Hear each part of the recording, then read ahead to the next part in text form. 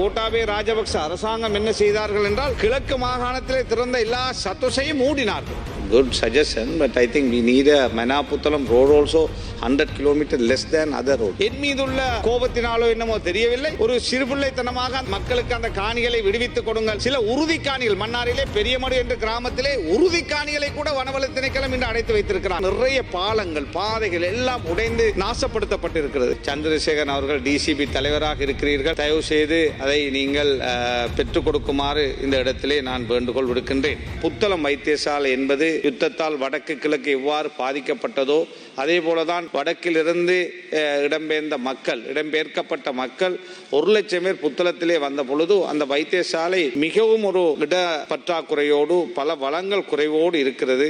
நாங்கள் அதற்கான அபிவிருத்தி செய்வதற்காக சிசிபி நூடாக ஒரு திட்டத்தை வகுத்து 2018 முன்மொழிந்தோம். ஆனால் இதுவரை அது நடைமுறைப்படுத்தப்படவில்லை. அதையும் நீங்கள் கவனத்திலே எடுத்துக் கொள்ளுங்கள் என்று உங்களிடத்திலே அன்பாக வேண்டுகோள் விடுக்கின்றேன். அதே போல யாழ்ப்பாண மாவட்டத்திலே இடம்பெயர்ந்து வந்த முஸ்லிம் மக்கள் மீள்குடியேற சென்றார்கள்.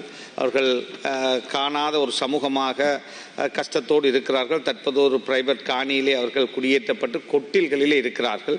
யாரும் அவர்களை போய் பார்ப்பதில்லை. அண்மையிலே உங்களுடைய என்பிபி பாராளுமன்ற உறுப்பினர்கள் மூவரையும் நான் அழைத்து கொண்டு போய் அவர்களுடைய நிலைமையை நான் சொன்னேன். கடந்த அரசாங்கத்திலே 8 கோடி ரூபாய் அவர்களுடைய அந்த பாதைக்காக அந்த வாய்க்கால் அதாவது தண்ணீர் அலையை கட்டுப்படுத்துவதற்காக ஒதுக்கீடு செய்யப்பட்ட பணம் திரும்ப பெறப்பட்டிருக்கிறது. தயவு செய்து எங்களுடைய சந்திரசேகரன் அமைச்சர் அவர் எனக்கு சொன்னார், இல்லை இந்த வருஷத்திலே நாங்கள் அதை மீள பெற்று தருவோம் என்று நான் கடந்த முறை பேசுகின்ற பொழுது சொன்னார்.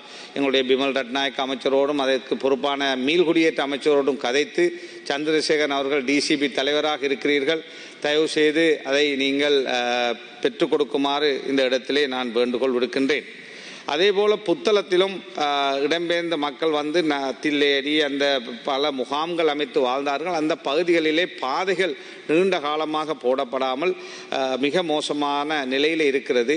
எனவே அதற்காக ஒரு 15 கோடி ரூபாய் நான் கடந்த அரசாங்கத்திலே கதைத்து பெற்றுக் கொடுத்திருந்தேன்.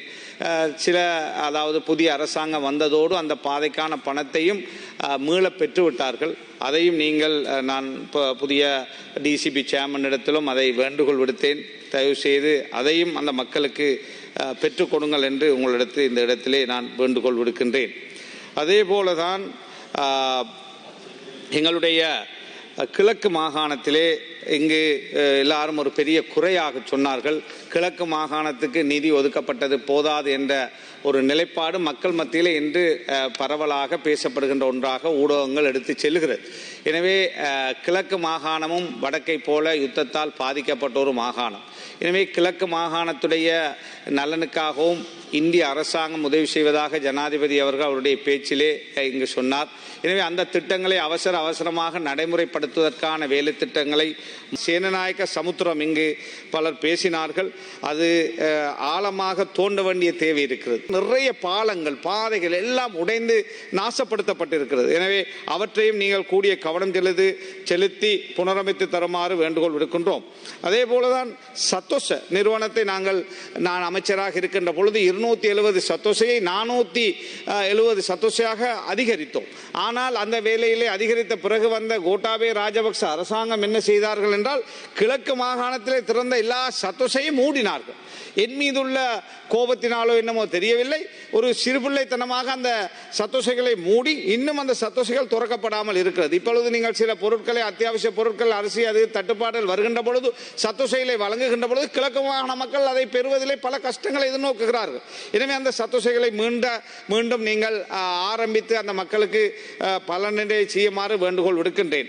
அதே போலதான் இந்த எஸ்எம்இ செக்டர் என்பது இந்த நாட்டுடைய முதுகெலும்பு. விவசாயத்தை போலதான் இன்று அதாவது எஸ்எம்இ செக்டரை பலப்படுத்த வேண்டிய தேவை இருக்கிறது.